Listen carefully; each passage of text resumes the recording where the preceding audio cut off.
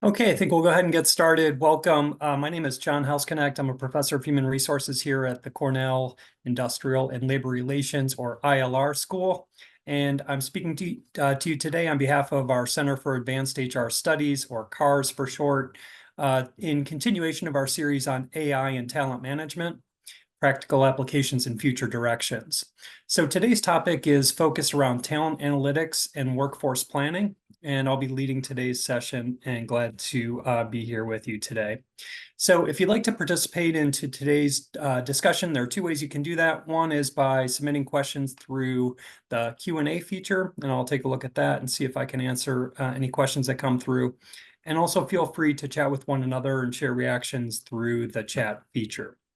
So with that, we'll go ahead and kick things off by kind of overviewing the topic and summarizing some of the things that we're seeing, both in terms of talking with companies, in terms of research, and as well as things that we're hearing and seeing in the classroom with our students. So just by way of overview, I want to talk about three key areas where I think AI is starting to show its ability to support talent analytics and workforce planning in particular. And so I'll walk through each of these, but Gen AI for employee listening, AI for workforce planning, and then the notion of AI-generated reporting and insights. So let's start with the first around Gen AI for employee listening. And as many of you are familiar, companies have been surveying and polling employees for decades. And what started as kind of a more cumbersome process with paper surveys evolved into online surveys. And we're seeing a point now where there's just lots of opportunity to interact with employees on a more regular basis. And that's both with structured surveys, but also with unstructured formats where we're asking employees for their input more in text or unstructured formats. And so one of the applications within analytics, rather than kind of manually coding and thinking through the key themes of some of that sentiment, AI tools can now analyze large volumes of text data, summarize key themes, and provide more sort of understandable high-level reports about what employee sentiment is on a given topic. And so that's just sort of, the surface of this in terms of what's happening with employee listening. I was just doing a little bit of work to see what some of the companies are up to these days on using AI for employee listening. And it's not just surveys, but it's also collaboration tools like Teams and Slack. It's also some of the other apps that companies might use for work management or for navigating projects, and where there might be employee insights to glean or to gain as you look across those collaboration tools.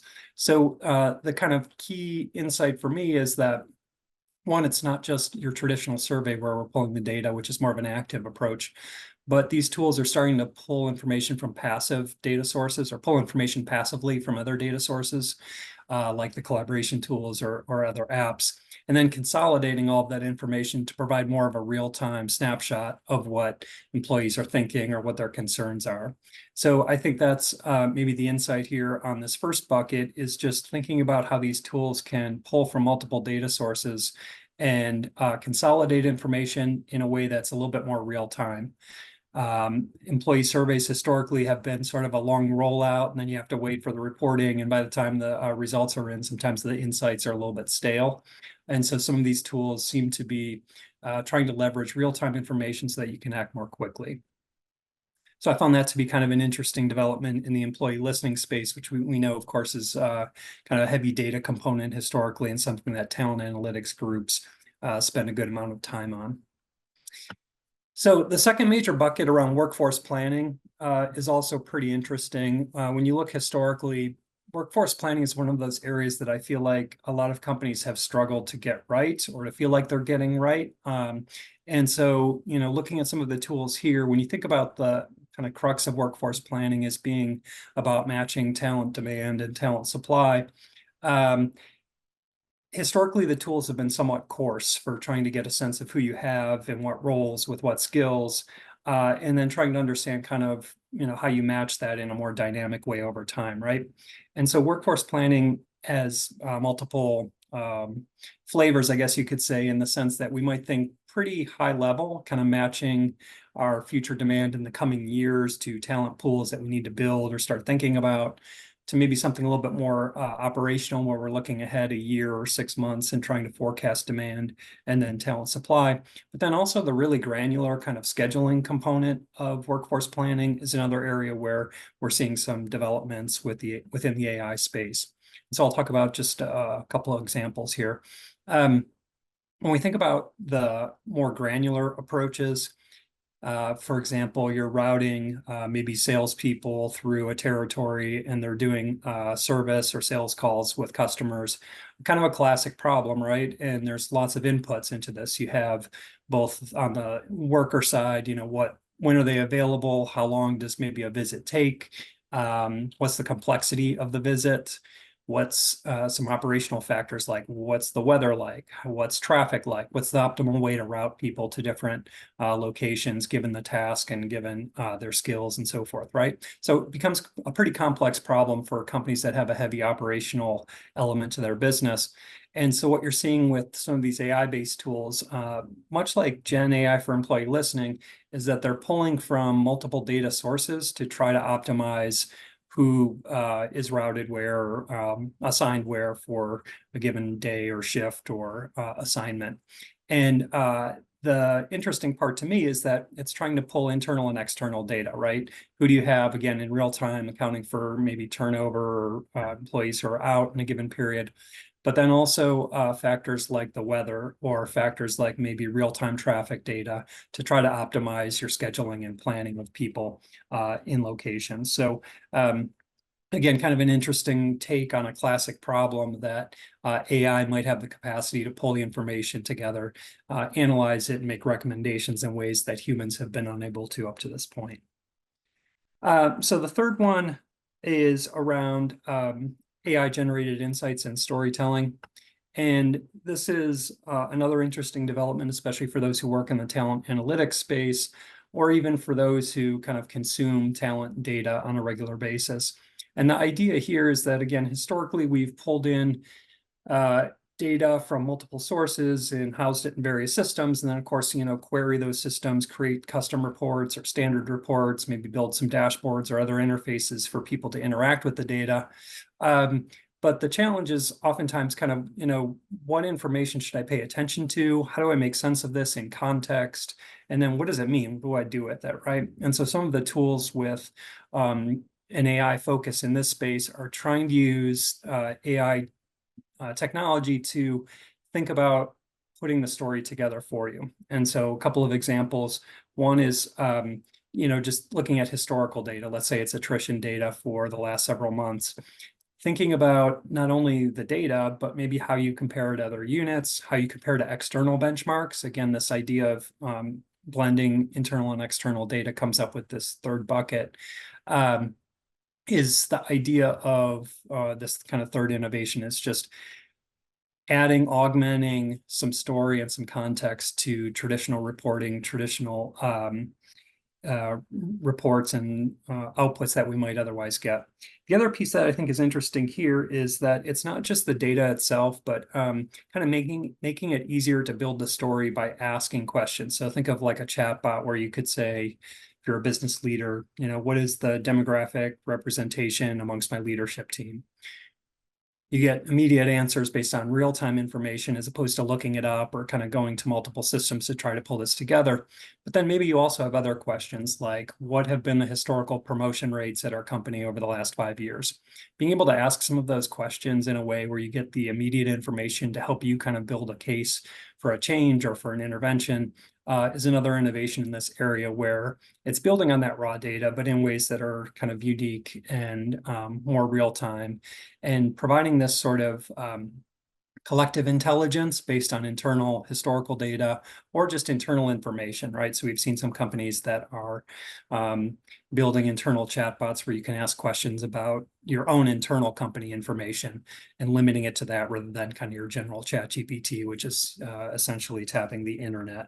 So that's another area of development here where I think analytics, people who work with data are seeing some opportunities to maybe augment what they're already doing through some of these tools that would support some of the insights and recommendations. The second major question that we've been addressing in these in this webcast series is, what can analytics and workforce planning teams do to support the AI revolution? So kind of flipping the question that we had in the previous slide. And I see sort of three main opportunities here. One is, I think talent analytics teams in particular are uniquely positioned to advise HR, IT, senior leaders about the possibilities and potential for AI. Analytics teams have to sort of already interface across different domains, working with IT folks, kind of bridging the gap between business leaders, HR, et cetera, and providing insights that cut across multiple areas. So, just having that position, I think, puts folks who work in talent analytics in a unique role to be able to advise pros and cons of using AI-based tools for certain questions or for certain, purposes in ways that maybe others wouldn't see so cleanly because they're not as close to the existing data or use cases that have taken place in the past. So to me, that's a really important one.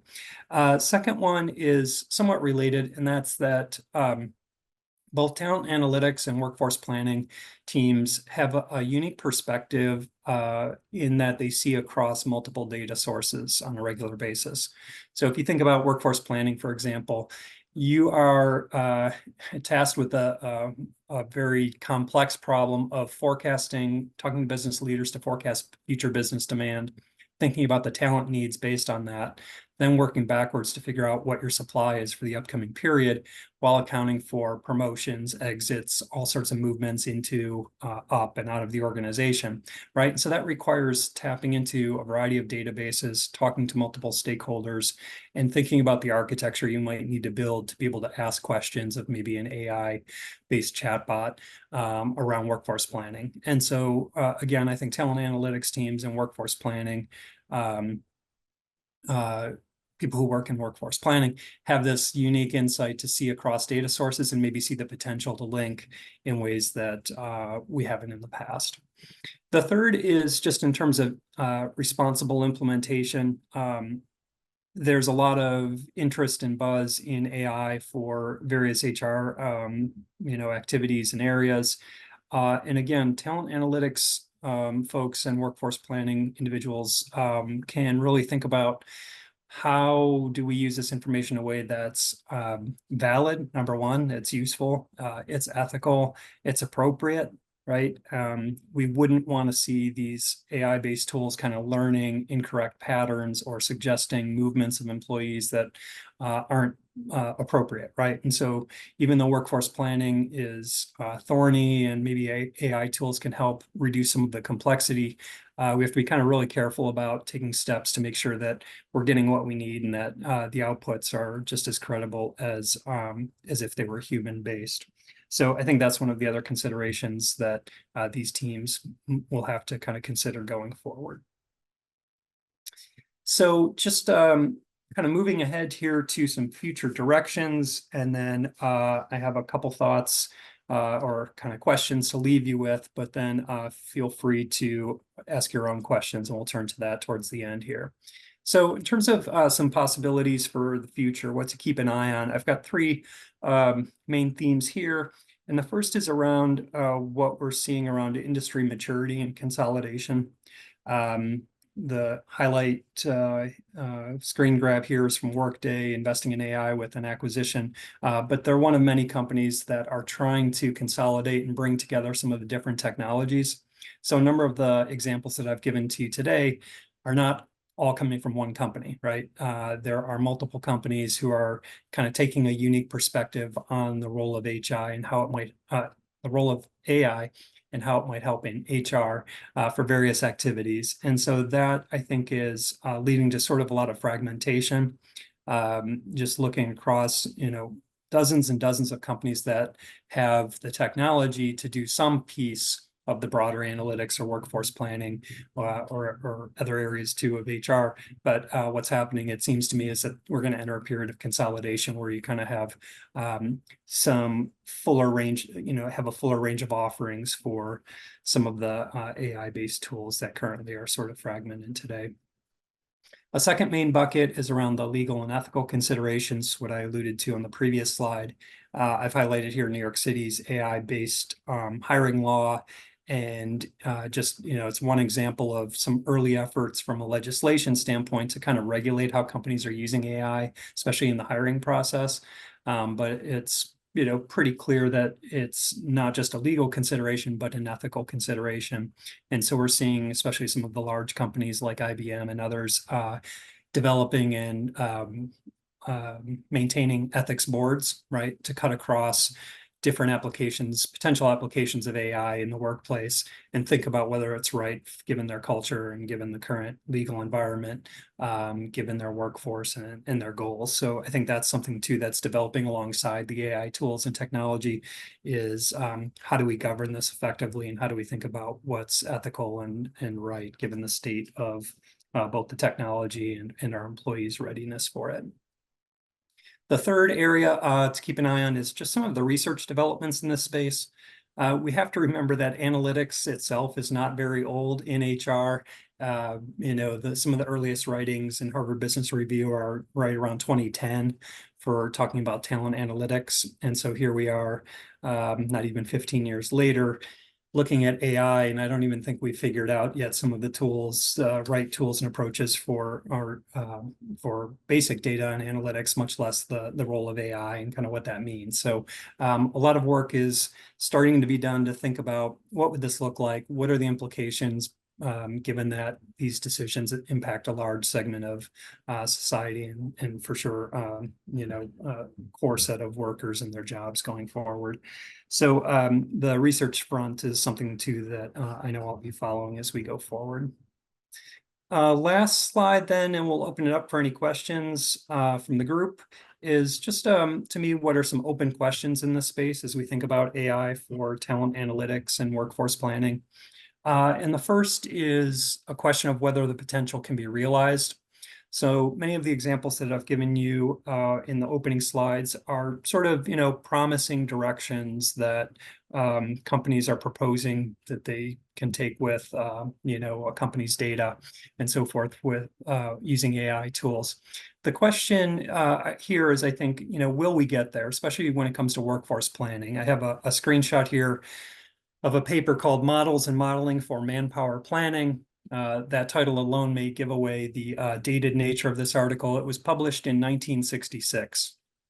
And so here we are in 2024, asking some of the same questions. How do we come up with models that solve the workforce planning challenges and workforce forecasting issues that companies face, whether that's the granular or kind of near term or longer term? Will the tools that we have and those that are coming up actually help us solve some of the core challenges involved with workforce planning? And so I think that's one of the open questions here. A second is around just what will employees accept? And we see this with our students. This report here talks about what millennials think about AI, suggesting about half believe that it'll be essential to their role. About half are excited, more excited than fearful. And I think that's reflective of sort of some of the sentiment right now, right? Maybe some cautiousness, some optimism, depending on the use case. But that's something that's ahead as well for this area is what will employees allow? Where will the lines be drawn? What's ethical? What's too much? And we're starting to see some of that already with the legislation. And I do think companies are also grappling with, what are appropriate use cases for some of the AI-based tools? And then where do we want to maybe wait a little bit and see if we have the buy-in and support? And then the last point is just around the analytics roles themselves and how will they change. And so I just did a bit of searching here for what companies are looking for as they staff up their HR analytics teams. And you are seeing more of a need or a desire for people working in these roles who have an understanding and appreciation for some of the more advanced modeling techniques, machine learning, large language models, can kind of sit at the interface again, like I talked about earlier, of helping navigate this complexity as companies think about what the role of AI will be in managing the workforce. So those are some top thoughts I had as far as what the developments are, what some of the key questions and issues are.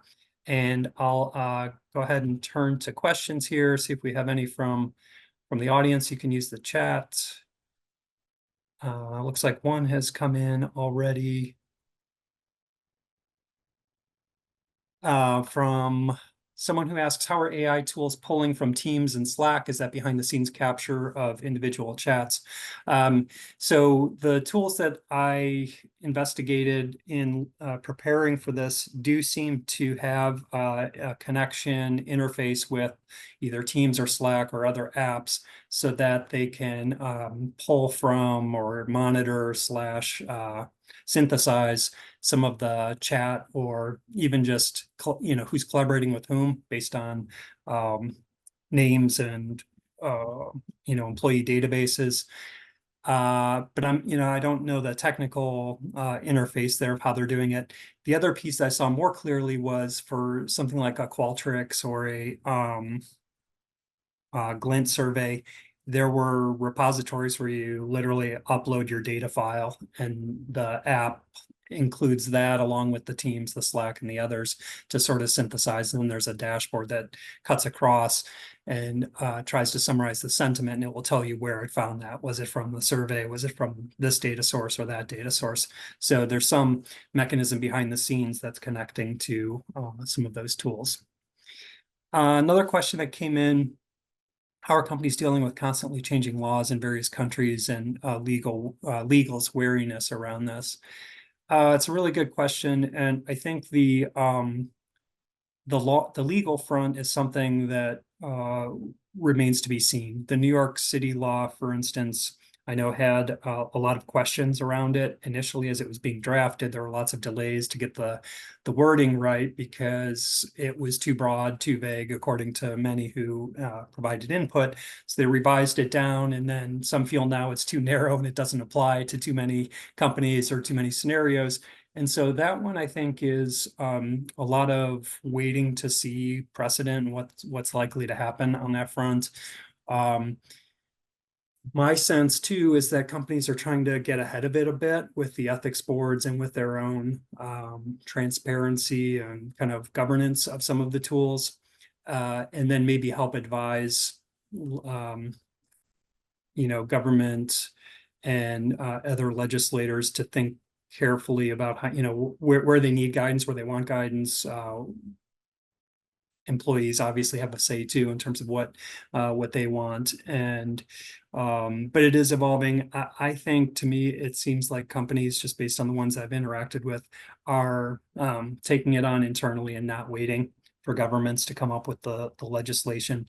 And part of that is, to me, again, because it's complicated to even propose what this would look like and what you can and can't require or have audited or have kind of legislated. So, but it's an ongoing issue, something we're in the midst of for sure. Another question: do you know the percent of the workforce that will be needed to fill these roles? If that's in relation to the questions around, oh, I see here. Oh, HR analytics. Okay, thank you. So in terms of HR analytics roles, they are increasing, to me, in terms of more companies have a people analytics team, or at least someone who does people analytics. And I know of several larger companies that have grown their teams significantly over time. But it's not large, right? Even the biggest teams that I can think of, in the 20s or maybe 30s at most, that's not that large relative to the size of the organization that they're serving. And then, like I said, some companies have just one or two people who are doing workforce analytics. So I don't know that AI is driving that. I think it's just a proliferation of data and more pull from the business to say we want to make more of the data that we have. That's driving a greater interest in workforce analytics roles. But that's a good question. Any other questions from the group here? Okay, so I'll then just kind of wrap up for today with a summary of where the AI and talent management series is. Again, it's meant to be kind of a quick update from several of the faculty on different topic areas and what role AI is playing. So you may have heard from my colleague J.R. Keller for the first one on employee attraction and mobility. today's session you see here, and then 2 remaining sessions on the employee experience, a little bit deeper dive on that topic that I mentioned, as well as performance management on June 5th. So you can find more information about those webinars and everything else about CAHRS and the ILR School at this link. But I do thank you for attending today. Hope you found some of this useful and have a good rest of the afternoon. Thanks.